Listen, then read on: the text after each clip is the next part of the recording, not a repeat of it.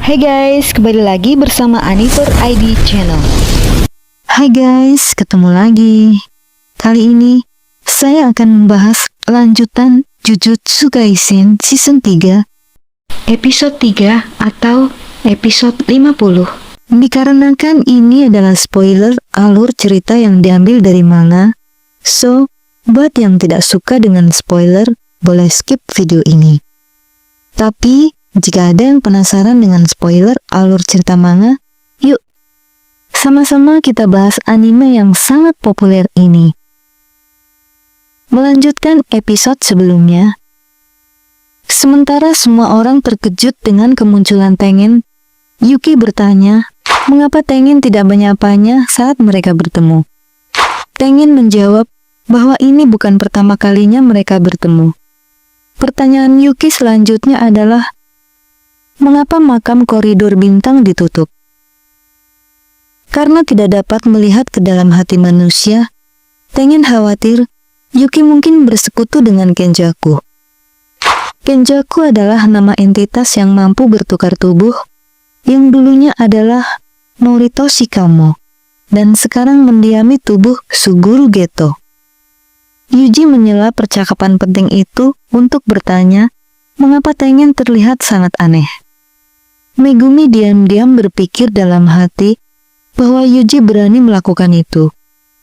Tengen menjelaskan bahwa meskipun teknik terkutuk mereka memberikan keabadian, bukan anti penuaan. 11 tahun yang lalu, sebuah plasma vessel baru gagal muncul, sehingga proses penuaan Tengen dipercepat dan kesadaran diri mereka sebagai individu berkurang. Mereka terpaksa berevolusi dan telah menjadi satu dengan dunia itu sendiri. Megumi dan Yuta langsung ke intinya dan bertanya tentang tujuan Kenjaku dan bagaimana cara membebaskan Gojo dari alam penjara. Tengen akan memberikan informasi tersebut dengan satu syarat. Setidaknya 2 dari 3 orang yang hadir dan berperingkat khusus harus tetap berada di makam untuk bertugas sebagai penjaga Tengen. Bersedia memberikan informasi lebih lanjut terlebih dahulu, Tengen menjelaskan bahwa Kenjaku ingin memaksa evolusi seluruh penduduk Jepang. Dia tidak dapat melakukannya menggunakan penghalang Tengen dengan transfigurasi diam, karena itu membutuhkan sejumlah besar energi terkutuk.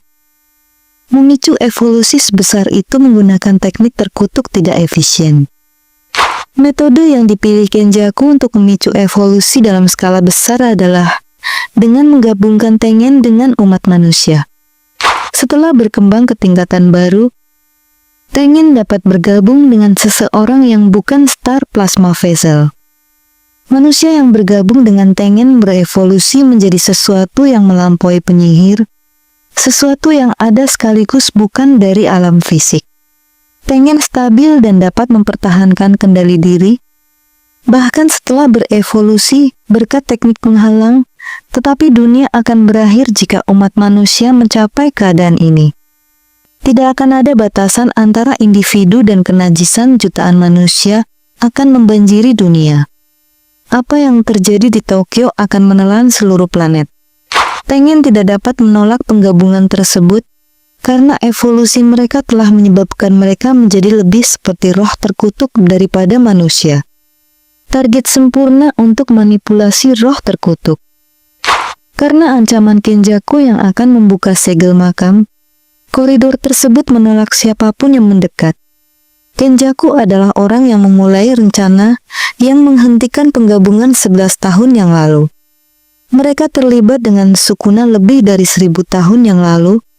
Jadi Yuki bertanya-tanya, mengapa dia baru sekarang bertindak? Rupanya, Tengen, kapal plasma bintang, dan 6 mata terhubung oleh takdir. Kenjaku dikalahkan oleh 2 pengguna 6 mata di masa lalu.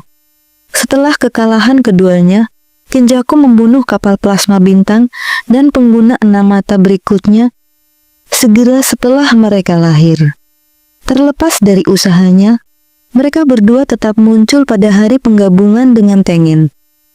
Hal ini membuatnya beralih ke metode penyegelan 6 mata, alih-alih mencoba memusnahkannya. Namun, hal tak terduga terjadi 11 tahun lalu ketika Toji Fushiguro turun tangan. Dia adalah seorang pria yang lolos dari energi terkutuk dan karenanya tidak terikat oleh rantai takdir yang memengaruhi dunia Jujutsu. Akibatnya, Toji menghancurkan takdir Tengen, Star Plasma Vessel, dan 6 mata. Bersamanya datang Suguru Geto, seorang anak laki-laki yang dapat memanipulasi roh terkutuk. Setelah Kenjaku mengamankan alam penjara 6 tahun lalu, semua rencananya berjalan sesuai rencana. Permainan pemusnahan adalah ritual untuk mempersiapkan rakyat Jepang untuk penggabungan. Ritual ini menggunakan energi terkutuk para pemain dan penghalang untuk membawa semua orang ke sisi lain. Melalui kebiasaan ini, Tengen dapat dipaksa untuk bergabung dengan umat manusia. Untuk melakukan sesuatu yang setingkat ini, Kenjaku telah membatasi dirinya dengan sumpah yang mengikat. Salah satu sumpah menetapkan bahwa dia bukanlah penguasa permainan pemusnahan, yang berarti membunuhnya tidak akan mengakhiri permainan. Permainan pemusnahan hanya dapat berakhir setelah semua pemain mati dan ada aturan yang memastikan tidak ada yang dapat mengganggu ritual tersebut. Tindakan terbaik Yuji dan yang lainnya adalah menghabiskan 100 poin untuk menambahkan aturan di mana Sumiki dan peserta lain yang tidak rela dapat melarikan diri dari permainan. Membebaskan Satoru Gojo juga jelas akan ideal. Sebelum Tengen mengungkapkan cara melakukannya, mereka meminta kelompok tersebut untuk memilih kombinasi Yuta, Yuki, dan Choso untuk bertugas sebagai penjaga. Yuki dan Choso menawarkan diri untuk melindungi Tengen. Choso tahu Yuji akan membutuhkan bantuan Yuta atau Yuki, dan ini juga akan memberikannya kesempatan untuk melindungi saudara-saudaranya jika Kenjaku datang untuk Tengen. Yuki belum selesai berbicara dengan Tengen dan ingin tetap tinggal jika Yuta mengizinkannya. Karena ingin tetap bersama siswa lain, Yuta dengan gembira menyetujuinya. Setelah mengungkapkan rasa terima kasih mereka, Tengen mengeluarkan bagian belakang alam penjara, sebuah benda terkutuk terpisah yang diperlukan untuk membuka segel Satoru Gojo. Benda itu berfungsi sebagai gerbang belakang alam penjara dan disembunyikan oleh Tengen untuk mencoba menyembunyikan keberadaan bagian depannya. Namun, Kenjaku tetap menemukannya dan dia memiliki otoritas penuh atas alam penjara sebagai pembawa gerbang depan. Membuka bagian belakang akan membutuhkan alat-alat terkutuk yang dapat membatalkan teknik-teknik terkutuk seperti tombak surga terbalik atau tali hitam. Namun keduanya hilang dalam pertempuran terpisah dengan Satoru Gojo. Yuta mencari lebih banyak tali hitam di Afrika bersama Miguel tanpa hasil. Masih ada satu cara untuk membuka gerbang belakang alam penjara. 1000 tahun yang lalu, ada seorang penyihir wanita yang menyebut dirinya Angel. Dia memiliki teknik terkutuk yang dapat memadamkan teknik terkutuk lainnya. Namanya adalah Hana Karusu, dan dia telah bereinkarnasi sebagai pemain permainan pemusnahan. Megumi terkejut mendengar bahwa Hana Karusu mampu memadamkan teknik terkutuk. Tengen mengulangi bahwa teknik Angel akan diperlukan untuk membuka bagian belakang alam penjara. Megumi bertanya di mana Angel itu berada, dan Tengen hanya tahu bahwa dia berada di koloni sisi timur Tokyo. Ada 10 koloni yang terhubung oleh penghalang yang membentuk garis di sepanjang Jepang. Garis penghalang ini akan menggabungkan semua orang di Jepang dengan Tengen dan membawa mereka ke sisi lain. Hokkaido tidak termasuk karena telah ditetapkan sebagai daerah suci. Gagasan untuk mengembangkan umat manusia dengan menggabungkannya dengan keadaan Tengen saat ini adalah hal yang kompleks untuk dipahami dan terdengar berlebihan. Namun, sebagai bukti betapa seriusnya situasi ini, Tengen mengungkapkan kutukan yang menimpa setiap orang di Jepang sebagai persiapan untuk penggabungan tersebut. Mereka percaya bahwa ritual tersebut hanya akan memakan waktu sekitar 2 bulan untuk diselesaikan. Kelompok tersebut membahas aturan permainan pemusnahan. Aturan pertama menyatakan bahwa seorang pemain harus menyatakan partisipasinya dalam 19 hari. Saat ini pukul 9 pagi, tanggal 9 November, dan semua pemain terbangun sekitar tengah malam, tanggal 31 Oktober. Ini memberi Sumiki 10 hari dan 15 jam untuk berpartisipasi dalam permainan. Aturan kedua menyatakan bahwa siapapun yang melanggar aturan pertama akan dikenakan penghapusan teknik terkutuk. Maki telah berbicara dengan Shoko Lairi tentang aturan permainan ini sebelumnya. Shoko percaya bahwa penghapusan teknik terkutuk menyiratkan bahwa itu bukan melalui transfigurasi idol atau sumpah yang mengikat. Dia berpikir bahwa sesuatu harus terjadi pada otak pengguna yang akan membunuh mereka. Jika tidak, semua pemain dapat menolak untuk menyatakan partisipasi. Tengen mengkonfirmasi teori Shoko, yang berarti Maki dan orang-orang yang tidak memiliki teknik terkutuk tidak beresiko. Aturan nomor 3 menetapkan bahwa siapapun yang memasuki koloni setelah permainan dimulai akan dianggap sebagai peserta resmi. Warga sipil di dalam penghalang akan diberi satu kesempatan untuk keluar dan tidak ada aturan tentang memasuki atau keluar dari koloni. Pada awal permainan pemusnahan, pemain diberi tujuan untuk keluar dari penghalang koloni. Ini berfungsi sebagai cara efektif untuk merangsang partisipasi dan membuat pemain bergerak. Untuk membatasi pemain secara efektif, mereka harus percaya bahwa mereka memasuki permainan atas kehendak bebas mereka sendiri. Ini bekerja sesuai dengan sumpah yang mengikat yang meningkatkan kekuatan penghalang. Aturan keempat menyatakan bahwa pemain mencetak poin dengan saling membunuh. Aturan kelima menetapkan bahwa nilai poin setiap pemain ditentukan oleh pengelola permainan. Secara umum, seorang penyihir bernilai 5 poin dan yang bukan penyihir bernilai 1 poin. Megumi bertanya tentang pengelola permainan dan Tengen menjelaskan bahwa setiap pemain menerima shikigami yang dikenal sebagai kogane. Kogane berfungsi sebagai antarmuka permainan, sementara pengelola permainan berfungsi sebagai program yang mendukungnya.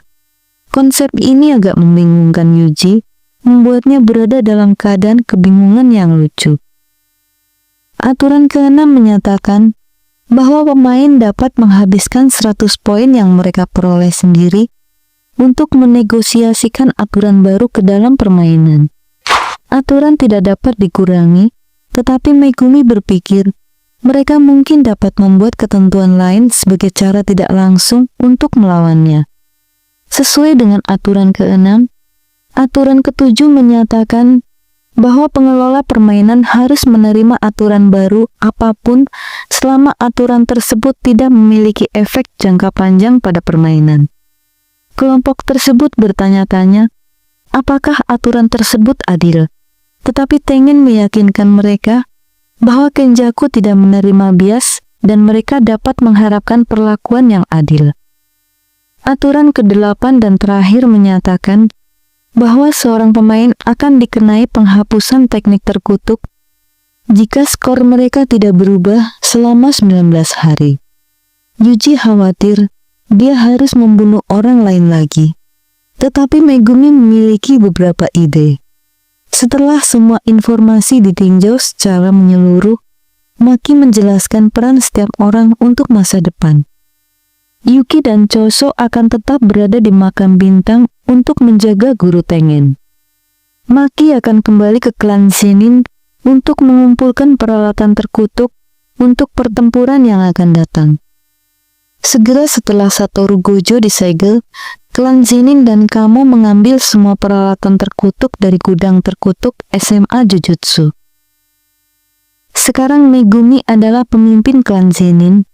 Maki akan dapat mendapatkannya. Pengungkapan ini mengejutkan Yuji, tetapi Megumi mengatakan dia akan menjelaskannya di lain waktu. Maki menanyakan lokasi bengkel Juso Kumiya yang akan dia kunjungi sebelum merekrut panda. Yuta akan langsung ikut serta dalam permainan pemusnahan untuk mengumpulkan informasi jauh sebelum Sumiki dan yang lainnya berpartisipasi. Dia akan sendirian lagi, tetapi Yuta akan menghindari koloni terdekat untuk mencegah kerusakan tambahan, dan dia mungkin akan kehilangan kontak karena penghalang kemungkinan menghalangi sinyal ponsel. Dia dengan cepat menyadari ini menimbulkan masalah karena seniornya mengatakan kepada Yuji bahwa dia akan membunuhnya jika Sukuna muncul lagi. Mereka berdua memikirkan solusi terbaik, tetapi Megumi menyuruh Yuji berhenti. Megumi mengatakan bahwa Yuta bisa saja membunuh Yuji jika dia mati, tetapi Yuji ingin mencegah hal itu sejak awal. Maki memberitahu Yuji dan Megumi bahwa peran mereka adalah menemukan Kinji Hakari dan merekrutnya. Hakari adalah siswa kelas 3 yang diskors dan mudah marah. Tetapi kelompok mereka kekurangan anggota. Terlepas dari sikapnya, Hakari tampaknya sangat tangguh. Yuta bahkan mengatakan bahwa ketika marah, Hakari melampauinya dalam kekuatan. Tetapi Maki tidak sepenuhnya setuju dengan pernyataan ini. Semua orang berangkat, tetapi tidak sebelum Yuji berterima kasih kepada Choso atas segalanya. Choso mengatakan kepada Yuji untuk tidak mati, dan saat adik laki-lakinya pergi, Yuki memperhatikan Choso yang berusaha menyembunyikan air matanya.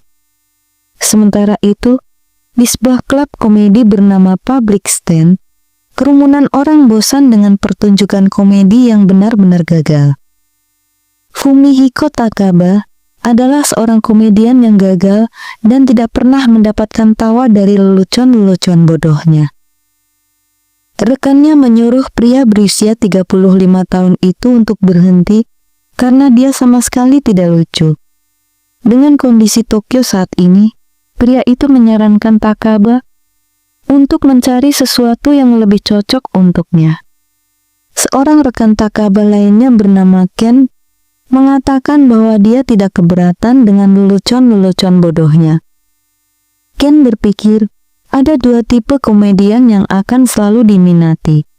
Komedian yang lucu dan komedian yang sepenuh hati percaya bahwa mereka lucu.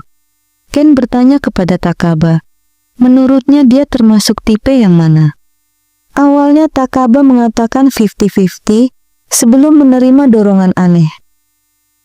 Kemudian dia memutuskan untuk mengubah jawabannya menjadi 70-30. Fumihiko Takaba bukan hanya salah satu dari dua tipe komedian ini, dia juga seorang pemain dalam permainan pemusnahan. Di suatu waktu di masa lalu, tak lama setelah kelahiran panda, Masamichi Yaga dikurung di sel dengan kedua tangannya dibalut jimat. Dia diinterogasi oleh Gaku Genji atas nama para petinggi. Biasanya, mayat terkutuk beroperasi setelah mandiri, tetapi mereka biasanya mengkonsumsi energi terkutuk yang disediakan oleh penggunanya sebagai bahan bakar. Sebagai perbandingan, panda adalah mayat terkutuk yang mandiri dan dapat menghasilkan energi terkutuknya sendiri. Para petinggi khawatir Masamichi dapat menciptakan pasukan dan pernah dalam proses menunjukkannya sebagai kelas khusus dengan penahanan tanpa batas waktu.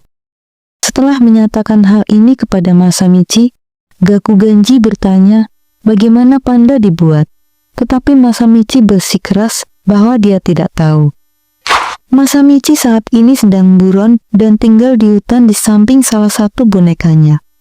Mayat terkutuk itu bisa berbicara dan memanggil Masamichi, mengatakan bahwa semua orang khawatir melihat betapa murungnya dia. Boneka itu memberitahu yang lain bahwa mereka harus menghibur Masamichi. Kemudian ia bertanya kepada Masamichi, bukankah aku jenius? Untuk memastikan bahwa itu adalah ide yang bagus. Masamichi mengelus boneka itu dan mengungkapkan bahwa dia tidak akan bisa kembali dalam waktu dekat.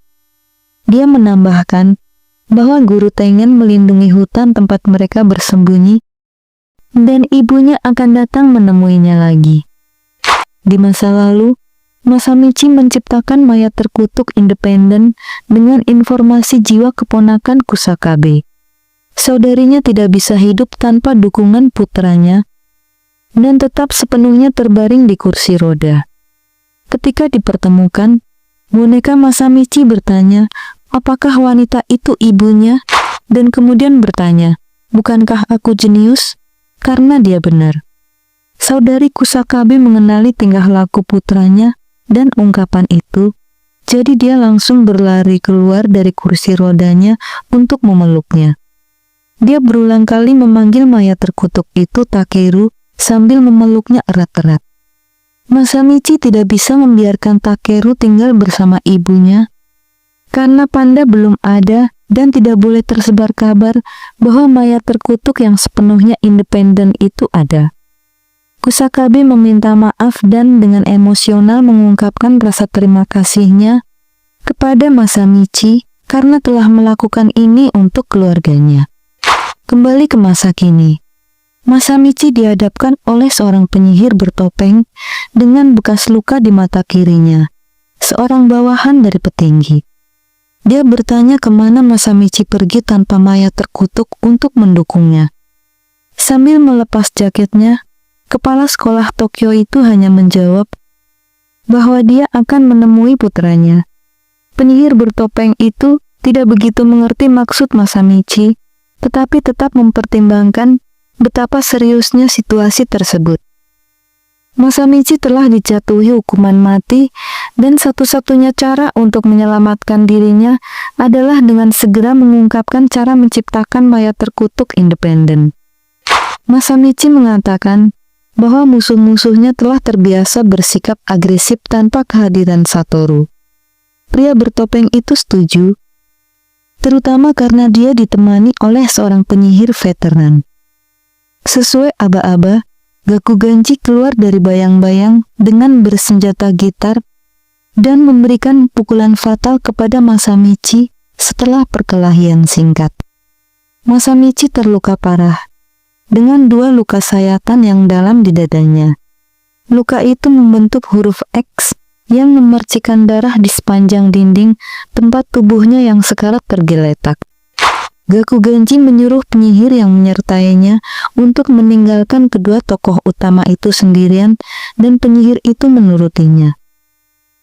Dengan kata-kata terakhirnya, Masamichi tiba-tiba mulai menjelaskan secara detail bagaimana cara menciptakan mayat terkutuk yang independen.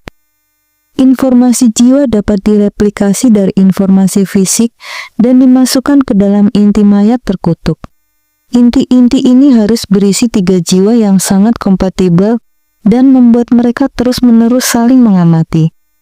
Ini adalah satu-satunya cara agar jiwa-jiwa tersebut stabil dan memunculkan kesadaran diri serta energi terkutuk yang berkelanjutan. Sementara Masamichi menjelaskan semua ini, Panda bergegas menuju tempat Masamichi berada untuk mencoba menemukan dan menyelamatkan ayahnya. Bingung dan terkejut, Gakuganji bertanya mengapa Masamichi memberitahunya sekarang dan mencoba hidup dengan mengungkapkan hal ini lebih awal. Sebelum meninggal, Masamichi menjawab karena itu adalah kutukan yang diturunkan darinya kepada Gakuganji. Panda datang terlambat, tepat saat Masamichi meninggal, memanggil namanya dengan cemas. Gakuganji melemparkan sisa-sisa senjatanya yang patah untuk mengantisipasi serangan balik Panda. Namun Panda hanya berjalan melewatinya menuju Masamichi tanpa sedikit pun menoleh ke arah Gakuganji. Gakuganji bertanya mengapa Panda tidak melawan karena dendam, tetapi Panda mengungkapkan bahwa dia tidak seperti manusia dan perilaku mereka tidak mengikatnya. Dia mengerti bahwa Gakuganji memiliki hubungan baik dengan Masamichi dan perintah ini datang dari atasan. Meskipun demikian, Panda meneteskan air mata untuk ayahnya dan mengatakan kepada Gakuganji untuk mengingat bahwa bahkan seekor panda pun menangis. Jangan lupa like, komen, dan subscribe, serta tekan tanda loncengnya agar kamu tidak ketinggalan info seputar anime seru lainnya. Terima kasih dan sampai jumpa.